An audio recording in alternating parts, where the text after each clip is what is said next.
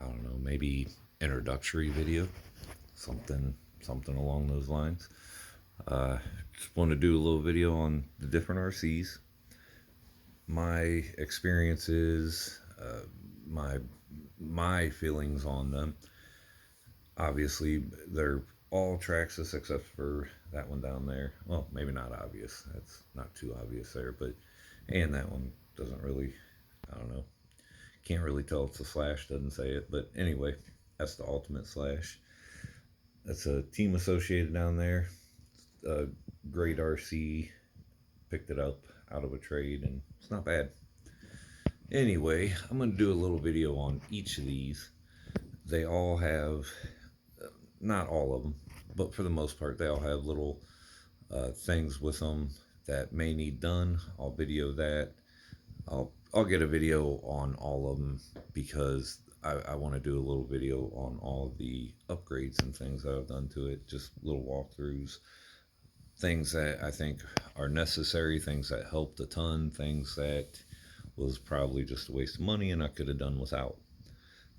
So things too like remote.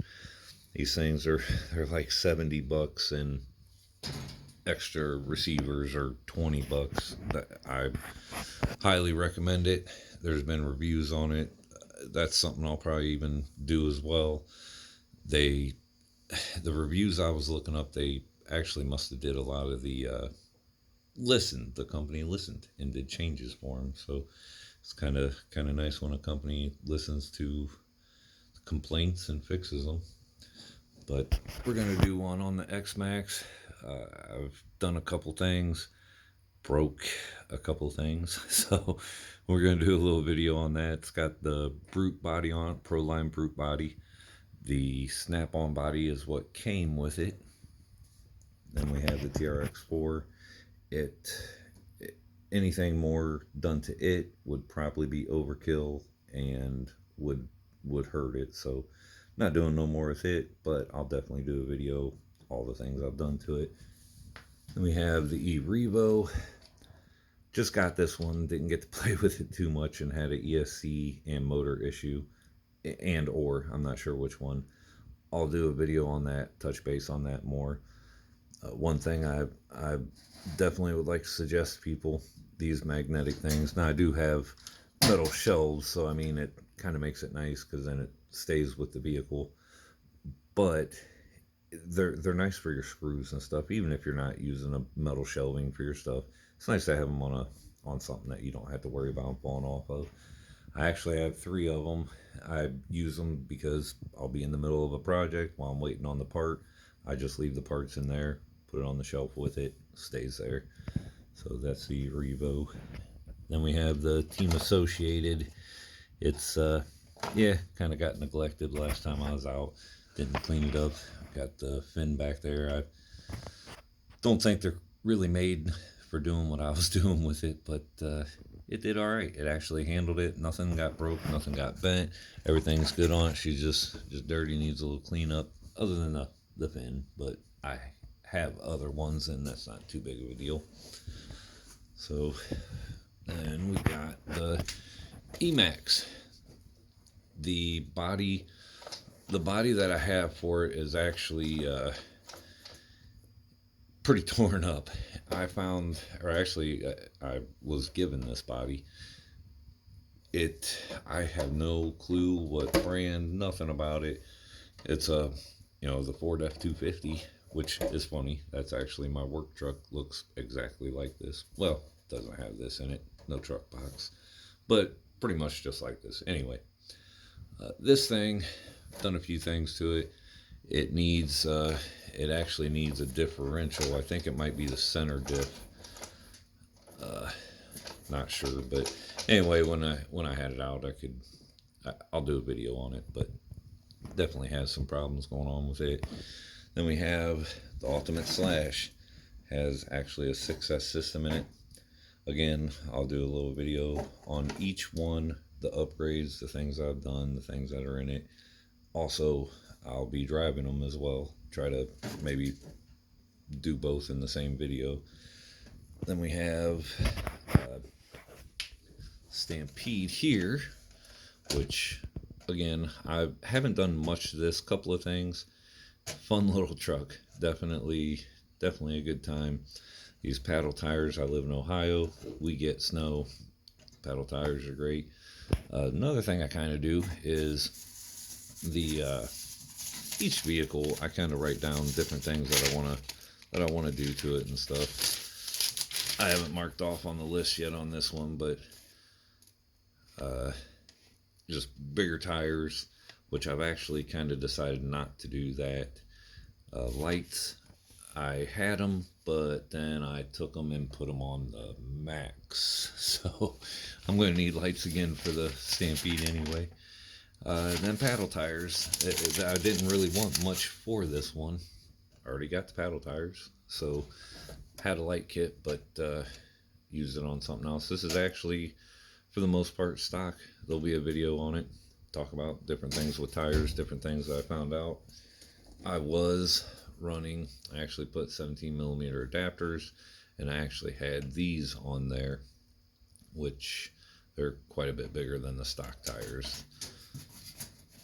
Was definitely like the look of it. I love that, you know, kind of, as you notice, my body don't sit a mile off of the chassis. I don't like that look. I didn't like that at all. Took some body mounts off, did some stuff. Again, it'll be in a video.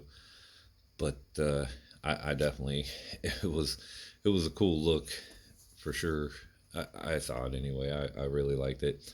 A little bit hard on the truck, so I think I'm going back to just the stocks for now, or possibly I actually picked up some Badlands.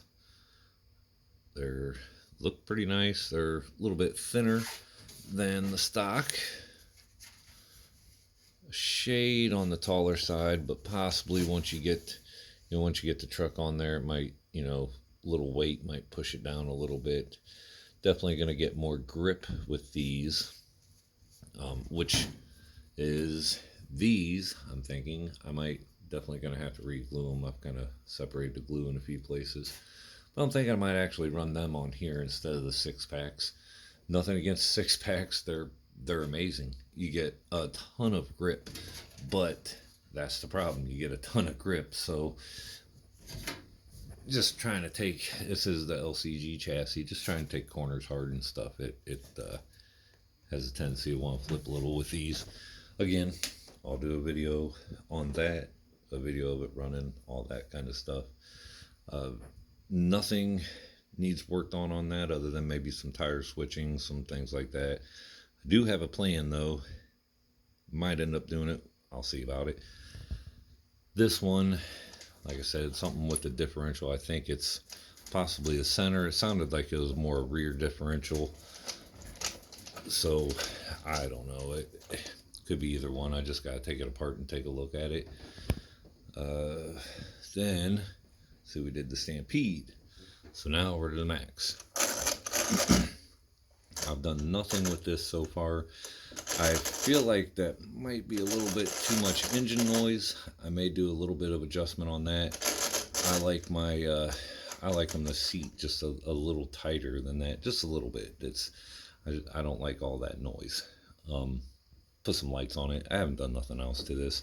I want to do, I think, some thicker oil or something in the shocks, or they may need rebuilt. Again, it'll be a video on them, each one, but just some things, just a little bit of a, I don't know, a little bit of a warning of what's to come kind of stuff. Mainly for my own references and for my friends. Nothing, I'm not really suggesting to anybody. I'm not trying to be, you know, telling them I know anything about the RCs. Like I said, I used to do all gas. Just got back into the electric this year. So a lot of this is new to me still too. Then I have, you know, just basically stock tires. They're not stock. Another setback there. I did get these little Proline paddles. They are actually the same size as stock tires. They seem so small, but they're like the same height as stock tires. It's believe it or not, that's pretty much what should go on there. Actually, these, where are they at? These, I don't even think these are stock ones, but yeah, you can see they're basically the same size, real close to it anyway. A little bit smaller than those, but these, I don't think these are stock tires. I'm not sure what these are, but I don't know. Some cheap tires probably. Regardless, they're about the same size. Might put, because again, I'm not sure. One, those bring the ride height up quite a bit. Two, they just get a lot of grip. So might switch back to some smaller tires, or I may do Stampede tires on them. They're not quite as grippy. Might allow me to do a little bit more drifting and be a little bit more forgiving when trying to take a corner too quick. Also have these, but unfortunately I only have two of them, and they're both for the same side of the vehicle. One of them is, I don't know, not glued on real good, so I think at some point I'm going to try to pop one of them off, the one that's not glued good, and get it on there. Switch it around so I can use those on the two-wheel drive Slash. This has been, it's got some upgrades and things done to it. These literally took me about 2 hours design, making everything. It was just playing around. It actually worked pretty decent though. I know they sell, but I like to make stuff anyway, so it was fun to do. Then we got the Bandit. This is an old Bandit that I've just put some new electronics in. I had to take the receiver out of it and put it in a different vehicle just because I was wanting the other vehicle on my Radio Link controller. I got some extra bodies, and then we got, of course, some tools, clean up stuff, things like that. Then we got the tire rack. These are pretty much all 17 millimeter. Those I think are the 14 millimeter. Some Traxxas 14 millimeters. I don't even have a use for them, but for some reason I can't bring myself to throw them away. These are actually stock. Let's see, which ones are these? Actually, these might not be the stock ones, but anyway, these were what were on that Slash, and it's a 6S. It could have been me not tightening enough. I don't know, but at any rate, it rounded it off pretty good, and it actually broke a couple of the other ones. So that's that on that. My little charging station. Charger I use. I like to use a Milwaukee drill. This thing, I don't know. I was using it for my tires, but the batteries just don't seem to keep a charge. So LiPo bag, of course, for when I'm charging. I'm in my house, so I try to be safe with it. These things are great. I do car audio, so I have a voltmeter, but these you can check the individual cells, and it's a lot easier to plug it into here than try to hook your voltmeter up to the battery, all that. Some connectors. Basically my extra tools in here, just overflow type stuff. And then I keep my batteries in here. Probably not 100% secure as far as, you know, if one would take off. I'm sure it's going to take them all out. Hopefully, you know, hopefully it will protect everything enough to where nothing, it won't spread, but keep them all on a storage charge. Usually about every 2 weeks, roughly, I go ahead and storage charge them again if I haven't used them and, you know, cycled them that way. I do have a couple. I try not to leave them charged, but I had these I had charged up for the 6S, for the eRevo, a couple 3S's, and then this one was actually, I was trying to test, I have a little loop thing, so I was trying to test the eRevo with that too, just to, because those were charging and I wanted to do some testing. I'm impatient, so that's how that got charged too. But that's some more LiPo bags, and I have another one of them big bags back in the back there too. I used to keep everything in in this bag, actually. This was my first bag. I used to keep everything in there. But it would, or actually, this one might not be the first one. Yeah, it is. This is the first one I had. I used to keep all my batteries in there. The only problem is, once you start getting, a good few batteries, there's another one even hiding back in there. So, I mean, once you get a good few batteries, it kind of just gets to be a pain to try to dig through that bag.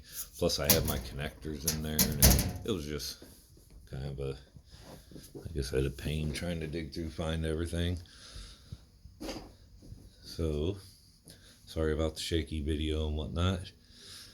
Then we'll come over here to where this is where I do pretty much all the work on everything. I got always keep all my stuff on blocks. I don't know how long it takes to create a flat spot in the RCs. I work, especially in the wintertime, I pretty much work till dark every day, so I don't get a chance to run them hardly, except for on the weekends.